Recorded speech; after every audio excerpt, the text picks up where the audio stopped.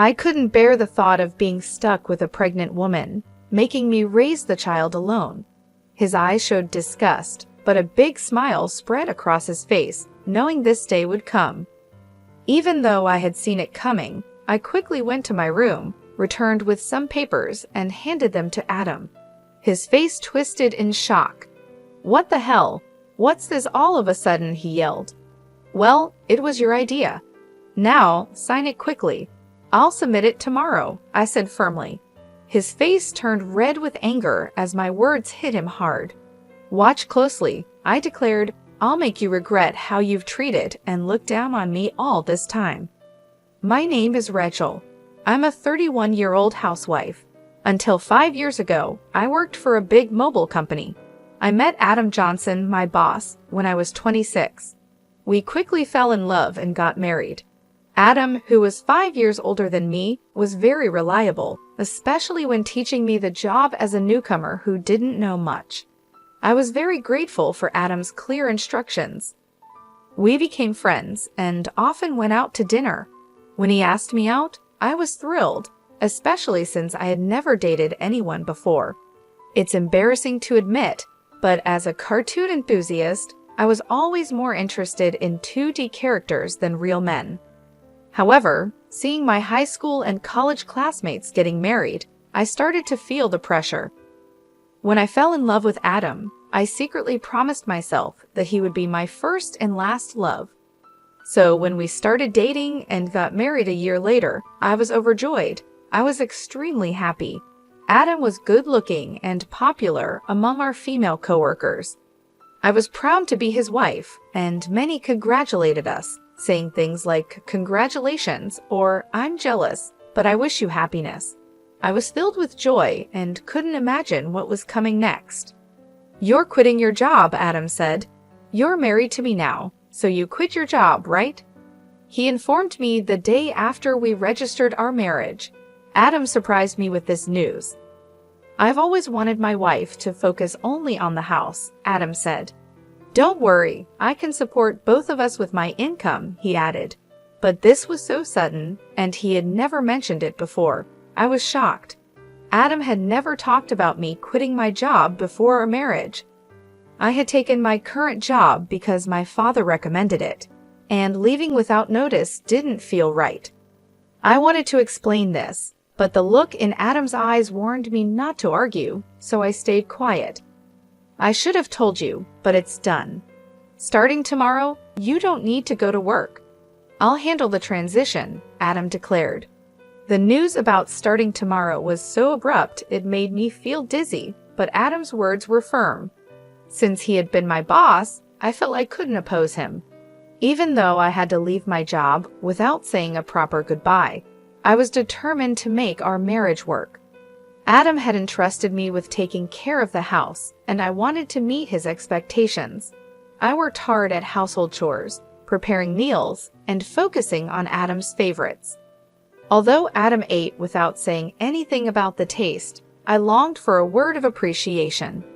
After quitting my job, I felt like no one recognized me anymore. One day, Adam asked, "Is my jacket clean? I have an important meeting tomorrow." "Yes, of course," I replied, seeing his domineering side with old-fashioned views. I reminded myself how lucky I was to have married him and tried to meet his expectations. With no personal income, I had to rely on Adam for everything. Our relationship often felt more like that of an employer and housemaid than a husband and wife. Our married life was generally smooth until one day when I fell ill and couldn't get out of bed. I felt very tired and weak, thinking I would catch up on housework the next day. Adam entered the bedroom and angrily asked, "What are you doing? Get up and make some food," as he kicked the blanket off me. "I'm sorry, I'm feeling unwell. Can you manage something for yourself today?" I explained, hoping for understanding. Instead of nodding or comforting me, Adam frowned and said, "You don't work, yet you're lying down just because you feel a bit sick. Pathetic? Get up," and kicked me again. The day Adam came home after midnight was the day I chose to share some news. However, when he entered, the smell of alcohol made me feel nauseous. His face was flushed and he staggered as he walked. It was surprising how much he had drunk, especially without notifying me, even though I had prepared dinner. I stood in disbelief. I got up from the bed, never thinking he would demand housework from his sick wife. I had never imagined he could be like this before we got married. Maybe it was my fault for not seeing it, but it was just too much. I found myself doing chores while tears ran down my face. Several days passed, and my health didn't get any better. Then I realized I had missed my period. Panicking, I rushed to the drugstore to buy a pregnancy test. When I tried it, the result was positive. Tears of joy flowed naturally, and I decided to share the news with Adam when he got home from work. My spirits were lifted instantly. The day Adam came home after midnight was the day I chose to share the news. But when he walked in, the smell of alcohol made me feel sick. His face was flushed, and he staggered as he walked. I was surprised by how much he had drunk, especially since he hadn't told me he would be out drinking, even though I had prepared dinner.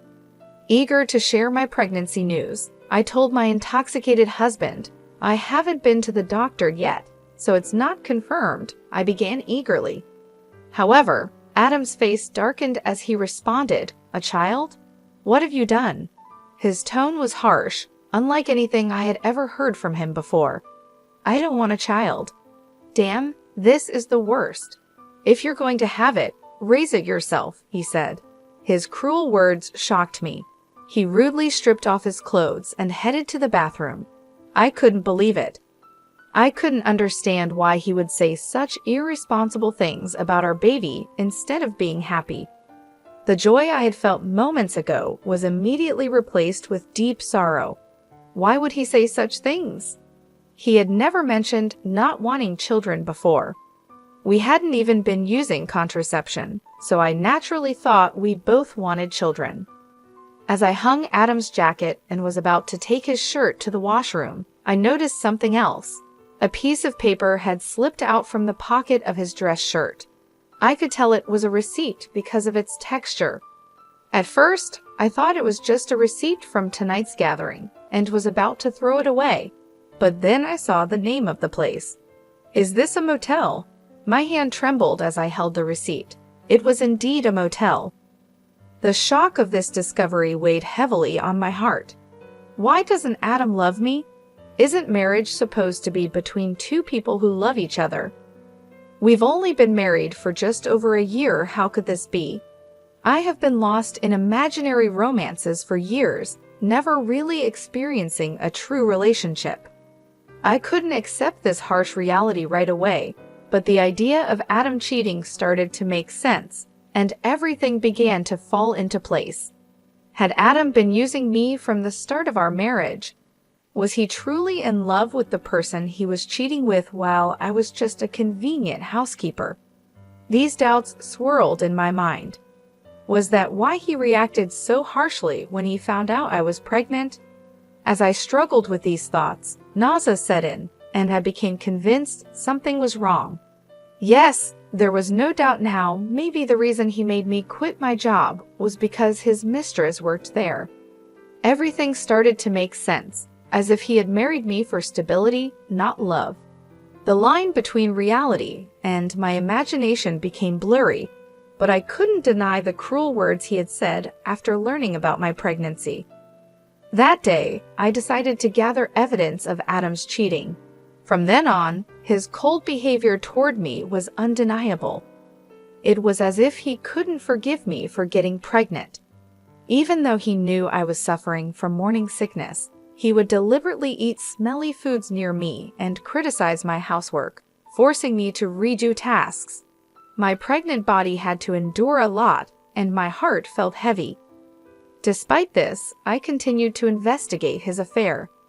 Adam never let go of his cell phone, even taking it with him to the bathroom, making it impossible for me to sneak a look. When I secretly checked Adam's room, it was always neat and tidy, with nothing incriminating in sight. He was meticulous at work, and his desk was always in perfect order. I realized it would be challenging to catch him off guard directly. I often checked Adam's pockets for evidence like receipts, but my investigation was difficult. I thought about hiring a detective, but didn't have the money. While I was deep in thought, I received an unexpected phone call from my father. "Hello, it's me, your dad. How are you?" he asked. Surprised by his call, given his busy schedule, I replied, "Dad, what's going on? Aren't you busy with work?" "My employees have been doing well, so I'm not that busy," he explained. My father, the CEO of a company in Italy, was always a workaholic. I didn't have many childhood memories of playing with him, but I respected his dedication to his job. His unexpected call left me curious about the reason. "So what's happening?" I asked. My father then revealed a shocking truth. "Is that really true?" I asked in disbelief. "Yes, he's not the type to lie." "I want you to believe me," my father reassured me. Initially in shock and unable to respond, I felt a mix of anger and frustration as the pieces of the puzzle came together. "Thank you, Dad. I'll do my best," I replied. I thanked him before hanging up the phone. My investigation was finally paying off, but the new information also made me feel angry and frustrated. The tension between Adam and me continued to grow, and even though I was pregnant, Adam remained distant. Every time he acted this way, I felt a deep hatred towards him. Months passed, and our relationship stayed strained. Eventually, something happened that changed everything. At 9 months pregnant, I was always careful around Adam, living in constant fear. I tried to avoid him, leading a quiet and stifled life. One day, I cooked dinner as usual. When Adam came home, we sat at the dining table. As I quietly ate, Adam suddenly slammed his fork down. "What is this? It's tasteless," he exclaimed, throwing the food I had prepared onto the floor. I was shocked by his outburst and tried to understand what had just happened. The anger at seeing the meal I had cooked discarded right in front of me started to build up inside. "I've noticed you've been complaining about the taste of the meals recently," I said. Adam criticized my cooking, saying it was bland. Since becoming pregnant, I had been using less seasoning to make healthier meals. This was only temporary until the baby was born.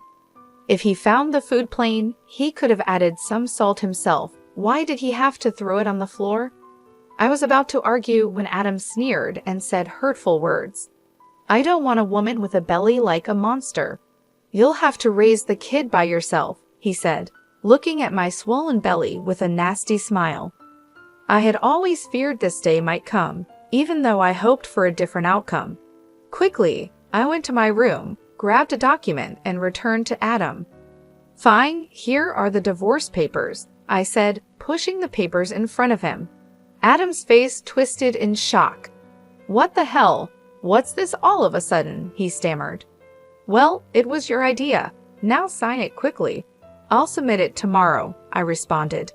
The truth was, I had been thinking about divorce ever since I began suspecting Adam of cheating. However, with a child on the way, I wasn't sure if I could support myself. But now, I had a different plan in mind. My determination seemed to provoke Adam. His face turned red with anger. "Just watch. I'll make you regret every moment you looked down on me and tried to control me.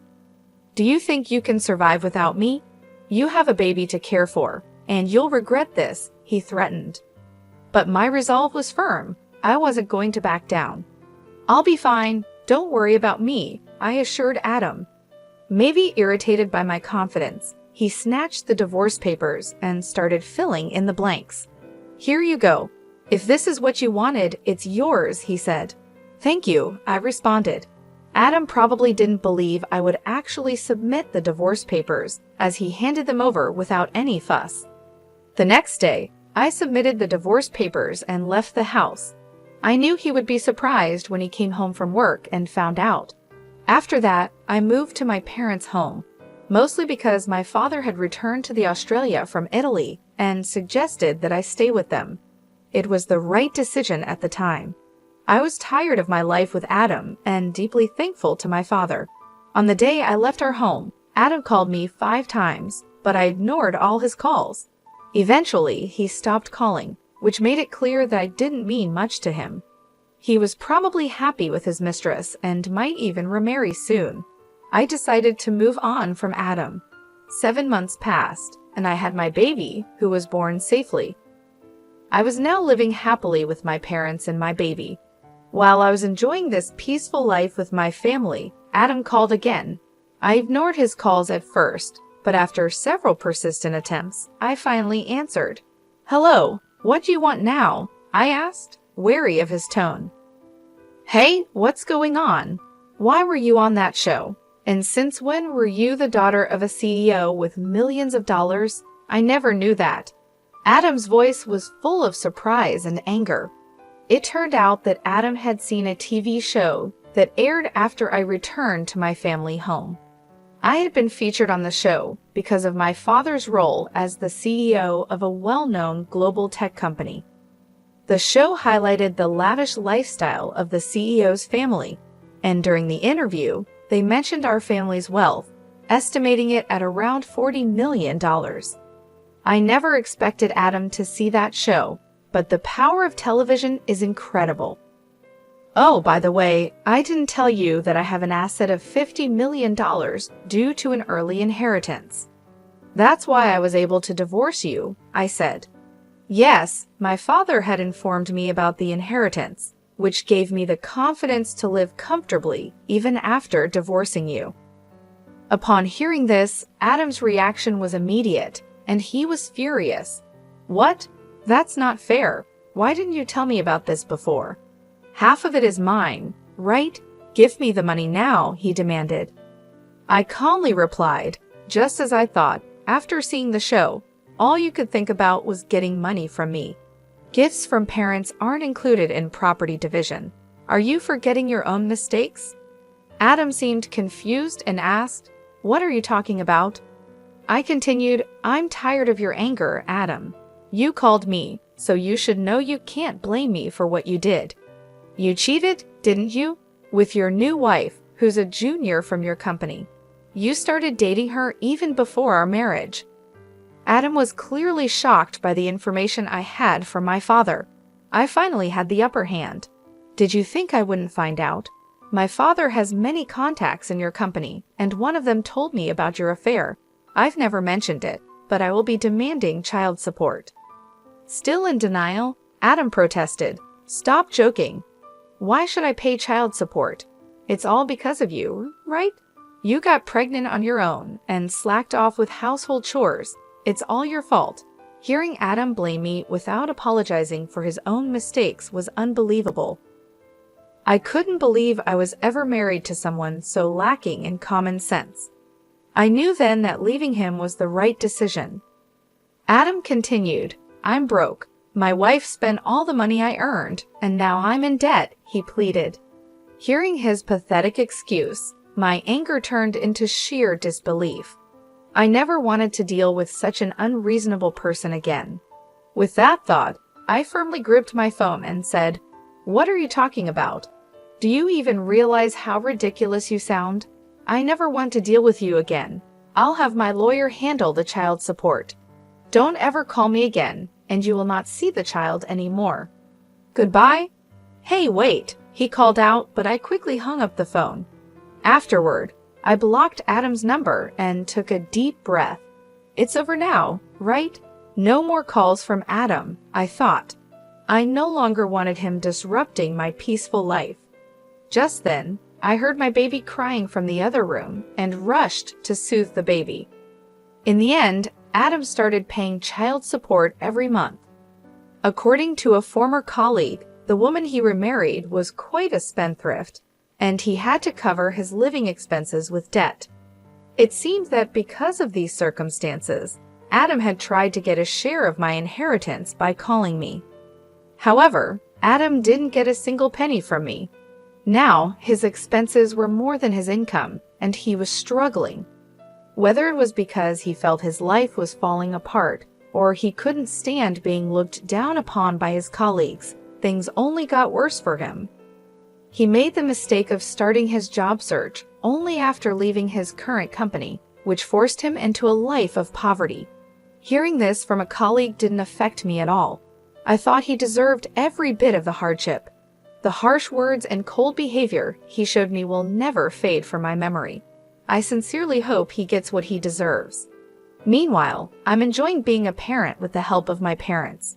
My baby is growing up healthy and happy. I feel supported and loved in my family's home, and I no longer have to worry about money. My father, who is a successful CEO, mentioned that he wants to pass the company on to me. This news was both surprising and motivating. I realized that I needed to prepare myself for the responsibilities that come with running a company. My father has always been a hardworking man, and I want to make him proud, so I started learning more about the business, taking on small tasks to understand how things work. I knew it wouldn't be easy, but I was determined to succeed. Living with my parents has given me a chance to rebuild my life. I feel more confident and ready to face the future. My father's belief in me has inspired me to aim high. He believes in my abilities, and that belief has become a source of strength for me. Every day, I work on balancing my role as a mother with my preparations to take over the company. It's challenging, but I find joy in every moment. My baby's laughter and my parents' support keep me going. I am grateful for this second chance at life, away from the toxic relationship with Adam. I often reflect on my past with Adam. His betrayal and cruelty hurt deeply, but they also taught me valuable lessons about strength and self-worth. I have grown from that experience and come out stronger. Now, I am focused on building a bright future for myself and my child. The pain of the past is slowly fading, replaced by the hope and excitement of what lies ahead. I am determined to create a happy and stable life for my child, and with my family by my side, I know I can achieve anything I set my mind to. Looking back, I see that leaving Adam was the best decision I ever made. It allowed me to find myself again and to discover my true potential. I am no longer the scared, uncertain person I once was. I am a strong, capable woman, ready to take on the world. I hope Adam understands the consequences of his actions. As for me, I will keep moving forward, taking advantage of every opportunity that comes my way and making the most of each day. I am ready for whatever the future brings, confident that I can handle any challenge.